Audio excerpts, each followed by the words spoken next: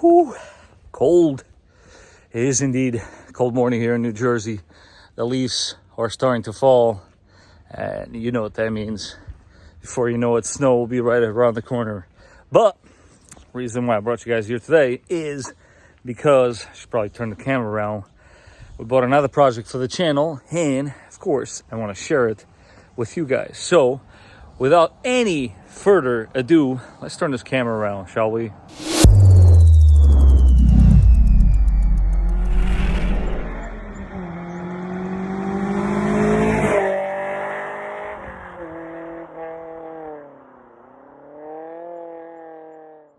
There you have it. I'm not going to go into too many details as far as what this is, because the main reason, one of the main reasons I should say, why I actually purchased this was solely to revive the Wagon Wednesday series, which this will be episode number 2 once it's ready. So that being said, it's very clear that you guys can see from these images this thing is in desperate need of some help, which of course I am going to give it. But can you say low? I mean, this thing is quite literally undrivable. Both fender liners, I can assure you, will need to be replaced, as they are chewed up by the way this car is set up. Luckily for us, as you guys will see in a moment, things will be easily modified, because this thing is sitting on some coilovers which are adjustable. But let me show you guys some of the goodies that came with the car. I have, of course, been doing my research. There are some really cool things. You will not believe what this car has in common with an NSX, but we'll get to it when Wagon Wednesday episode is going to be released. But we get 2 key fobs, 2 keys. Funny enough, both keys have tape on them because they're cracked on the top. So once I start driving this car and she proves herself worthy, that is probably the first thing I'm going to replace, because this is driving me nuts. This keychain is probably giving it away too much. We'll leave that there. This car, by the way, was only released in 1 year. But again, I don't want to get into too many details. I think it's super funny that the same dealership sold this car 9,000 miles apart for a whopping $600 less 9,000 miles later, which is pretty cool. It's really funny to have that. One of the biggest problems with this car is that this touch-up paint is no longer useful, because this is our touch-up paint now. And this, my friends, is a Chrysler color. This car color is called ceramic gray, and it is, as you can see right over there, a Chrysler color, which is all right. That's okay. I wasn't too concerned with the color or anything like that, because I did try to dig up the pictures of it. The last time I saw one of these was at a car dealership, and the gentleman wanted, let me grab the keys while I'm yapping away. Yes, probably should have mentioned that earlier.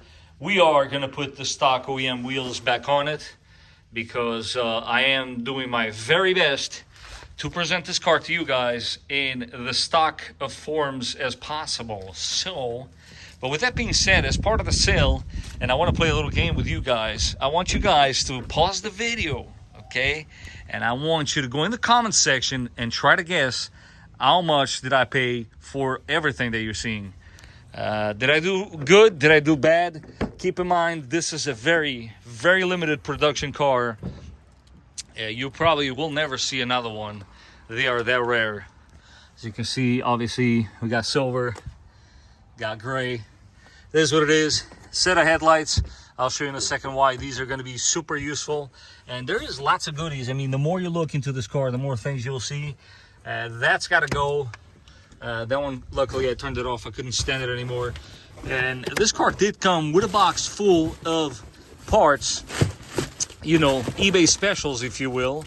But there are some things in here that confirm what I did find under the hood, which I'll show you guys in a second. And this is always a good sign. There has been some extensive maintenance done to the car. There's a subwoofer right there and an amplifier on the tray underneath. And these are obviously not going to go in the car. This is obviously red color seatbelt kit, but it's not for a wagon, it's for a sedan, and we're not going to go and make a mismatch of this car more than what it already is. It is clearly missing a bunch of badges back here, but the worst part of them all, I gotta show you guys this because this is so funny. So how many colors you guys actually think this car has? Right? Anybody care to guess? So we got the original silver, we got the gray. Is that all? Do you guys think that's all? Well, let me give you a clue. This section right here at some point has been smashed, right? So let me try to show you what I mean by that. If you actually look closely at this section of the body, you will tell that yeah, there's body filler there. There's no denying it. I picked up on that, but I was also informed of that because this car obviously got smacked in this area. But again, we got silver, we got gray, and yeah, we need to open the door. Ready? Yes, we got a third color, white. We got a white door in this corner only. So yes, guys, do as I say, not as I do. This was a very, very expensive exercise for what it is, but at the end of the day, as you'll see at the end when I give you the price, I think I'm still all right, but you guys be the judge. So let's get her started. Let's see what happens here. I have not started this car in a little while, and I'm gonna go ahead and obviously show you the colors. Oh, look at that. That's the first time we see the symbol, just in case you didn't know that already. But let's see the mileage. There you go. For 2004, I don't think that's terrible. But will she start? There it is. She did start indeed. I don't know if you guys can tell, because the lighting in the inside of this car is pathetic. It's super dim. I'll have to give you guys a shot of it at night, but no lights on. There is absolutely no lights other than this battery light that comes on and then disappears. And I think, as you will see here, let's pop the hood. Yeah, there's lots of clues going on as I show you guys. This, I'll save all my commentary for this, for the main video, but it's, yeah, this is one of the biggest downfalls of this car.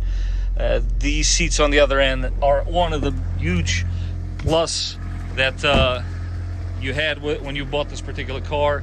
Well, let's take a look what's under the hood here, shall we? Yeah, this is most likely the reason for that battery light. Please let me put the prop and I'll show you in a second. So I've tested this battery and I'm a firm believer. I've said this in the past in my channel. Guys, these are not good batteries. This is not a good battery. I know it looks somewhat, I guess, if you're into this, appealing for this engine bay, but this battery needs to go because it's no good. And check out the wiring situation going on here. Look at this. What is this thing? A ground wire? No slack? This thing looks crazy, man. But obviously, we're gonna have to put a battery in it, retest it. This right here has gotta go. This doesn't belong. This is not doing this car any favors. Cold air intakes are good if they're done properly. That is not done properly, guys. That's soaking in hot air. But that aside, this brace right here is, as a matter of fact, a part that did come with the car, which is very neat that it's still there, because they are basically impossible to find. And here's a telltale sign about what I was telling you guys. These coilovers are very much adjustable. That would be a camber adjustment, but we can raise it up as we will. But things like this, we're obviously going to remove. We want to make this car presentable for the Wagon Wednesdays second episode. And another thing I want to show you guys, that's why those headlights are going to be most likely crucial. I don't know if that picks up on camera, but for some odd reason, this almost looks as if it was tinted with like a pink tint, I guess. And then, why? Why? I mean, listen, she's rough, right? But I think with a little bit of love, we're going to be able to get her ready for Wagon Wednesday's episode. And the one thing I almost forgot to show you guys is, I mean, I don't know who out there does this kind of stuff. I think it's kind of funny, but I'm obviously going to do this properly and document it. As you can see, some work was obviously done to the car, so you might want to add that to your guess in the comment section for how much I paid. And there you have it. These are some of the issues that the car currently has. Let me know in the comments down below if this is something you would like to see me fix. If not, stay tuned and you will see this car full review by me on Wagon Wednesday episode. Now, as I'm sure you guys know, there is absolutely no way I'm getting rid of that, because I know some of you might have questions, and I'm going to answer them right now and put them to rest. Yes, I had to put a piece of wood on the floor just to be able to put a jack underneath this car. But going back to the 4Runner, so here's the thought, guys. At the end of the day, this is my baby. This is my pride and joy. I love this car. This car, I don't know why anybody would even think that I was not gonna have it or anything like that and drive the Mitsubishi. Mitsubishi is purely an exercise. It's just a little bit of fun while we continue improving on the 4Runner. The 4Runner, I've had it now since February, so let's call it about 10 months, right? And I bought this car certified pre-owned with 12,000 miles. So in 10 months, let me show you how many miles I have racked up. So you can do the math at home. I drive a lot, clearly. So what we have decided, look how cool that looks. OEM++. If you guys haven't checked it out, I give you guys all sorts of tips in there how you can accomplish all of these little details. I love this section of the car right here. This is like a beautiful picture. But yeah, this 4Runner is now going to be put on mainly weekend duties. We're going to enjoy this car on the weekends, take it to get adventures, go on some trails, enjoy it basically, and use it for where this car was actually intended to be used. So yes, the 4Runner's not going anywhere. I am going to daily drive that car once, let's face it, is roadworthy, because right now, currently, it really isn't. This car has so many issues, it's not even funny. Should I even get the list? Can I entertain you guys with that? Because my question is, and leave it in the comments down below, do you guys want to see me repair this thing? Do you guys are interested in watching me bring it back to life? Because if not, I really won't, because I know people are just not interested in this kind of stuff. I'm weird. I like wagons. I think this is cool because you probably will never see another one again for obvious reasons, and that's all right. I hope the Mitsubishi boys out there do not hammer me too much in the comment section, but let's face it, this is one of those cars that back then, for less than $20,000, you can buy it brand new, and it was never, ever intended to survive this long. This car is just about 20 years old, and the fact that it's still here in front of me in one piece amazes me, because the last time I saw this car, like I said, at a car dealership, it had so much rust, so many issues, and the guy was trying to sell it for $5,000, and I said, absolutely not. There's no way, you're out of your mind. And he wouldn't budge on the price. And ever since then, I've been wanting to do a Wagon Wednesdays episode on one of these, and I could never find one. Well, I had to end up buying one, and here we are. A couple more cool details. I have not yet been able to get underneath this car fully, but there are a lot of goodies underneath when you start looking, including the exhaust. And I don't know if you guys see all the way in the front there. Let me give you guys a closer look. But there's something else going on there that is kind of neat. It was obviously added on by the last owner, and I actually ended up taking a peek. See the red there? There's some sort of a brace. Kind of cool. It's just nice to know that there isn't massive rust in the bottom of this car, which was a massive issue with the car that I went to check out, especially the car that I went to see. Structural damage. I mean, it had holes coming through this area, and for almost $5,000, I couldn't. I mean, the guy would not let me shoot the car, and I was not going to spend that kind of money to make a video. So here we are. Any guesses how much I paid for this? Because I'm going to reveal it right now. I paid for all of this, and that includes the parts, the trunk full of parts, and all of this, $2,000. Did I pay too much money? What do you guys think? For a whole year, I plan on driving this and daily driving it Was it worth it? What do you guys think? Let me know in the comments down below. I personally think as a daily driver, with the room that it has in the back, which to me was super imperative, this thing is 60 cubic feet of cargo space, guys. If that's not impressive to you, then I don't know how to impress you, because that is amazing for a car this size. And I can totally go grocery shopping with this and the kids with the stroller in the back, and there will be plenty of room for the groceries, for the stroller, and for all four of us, of course. And that is why I did not see a problem with buying it.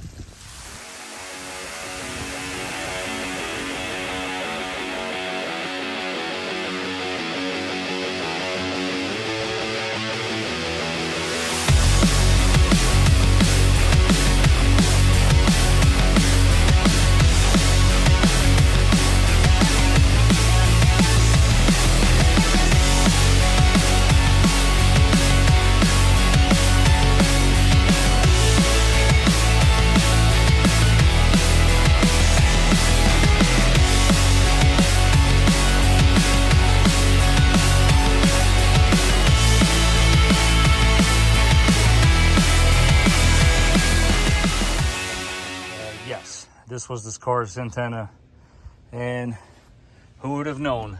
A Mark IV Volkswagen Golf 4 Jetta antenna fits perfectly fine in a Mitsubishi Wagon.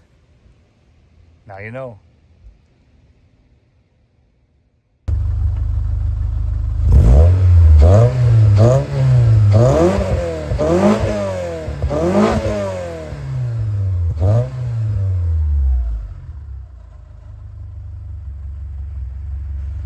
And as always, guys, I want to leave you with a very important message. If you want to buy a project car, you want to buy something that you want to have fun with on the weekends and tinker around, buying that Mitsubishi Wagon is by all means the right thing to do. But if you do want something reliable that you can count on and that is never ever going to let you down and it's going to keep on returning your investment, well, then check this out. This is once again tips on buying used cars 101, and how clever that they're both the same exact color. Project car. This is not a project car. This is a car you want to buy because you know you're going to be safe in it, reliable, and you get in it, turn the key, and it starts every time. So this is our good friend's car, Holly. Under my advice, she bought this car. This is a 2018, as you guys can see, 4Runner SR5 Premium. I'll show you guys a little bit on the inside in a second. But most importantly, because it had, at the time, high 80s on the miles, you know, one can think, is this the right thing to buy? I said, buy it, and we're going to get it right. What do I mean by that? Well, in a few hours, this car is going to be in tip-top shape because I am going to give it the Vikings treatment. But let me show you guys what an SR5 Premium actually looks like on the inside. She needed a little bit of love, but as you guys can see, the tires are good shape. Brakes are still okay. You see, get the nice leather seats. Car is very clean and very well equipped indeed. You got your sunroof, and she is now a little more than 80, but still, this is a very good car. It's a car that everybody should be in the market to buy. Yes, the values on these cars are a little ridiculous, but care to take another guess how much she paid for this one roughly 6 months ago? Mind you, back then it had about, I want to say 85, 86. And it was, as far as I'm concerned, the perfect candidate.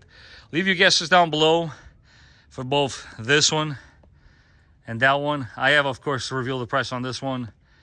This one, I'll let you guys in the comments down below know how much she paid. But believe me, the price was definitely worth it. As I lay here under this truck, I couldn't help but to notice how well of a undercoating job you guys did. I am super impressed. Guys, they took their time and undercoated everything. This is exactly what you want to do with a truck like this, so that you can enjoy it for many years to come. But now, let me wrap this up. This fluid is actually coming out pretty nice.